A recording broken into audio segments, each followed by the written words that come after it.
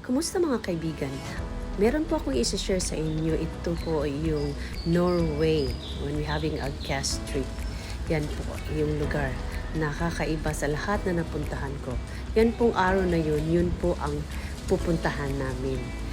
Yung sa taas na may makikita kaming magagandang pools. Yan, ituturo ko sa inyo kung saan kami aakyat. Kasama ko yung mga kasama ko sa trabaho. Yan po siya. Yan. Yan, sa taas yan ay araw. Yan ang akyatin namin po.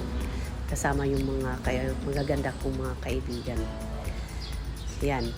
Ang ganda talaga ng Norway na nakakaiba sa lahat. Yan po yung mga kasama ko nang umakyat kami sa taas. At ako naman yun. So, alam mo, nakakapagod pero excited kami na nakapunta kami sa taas. At meron din kaming nadaan na iba-ibang mga posts. Sana po nagustuhan ninyo itong video ko ito at sa ulitin. Salamat po.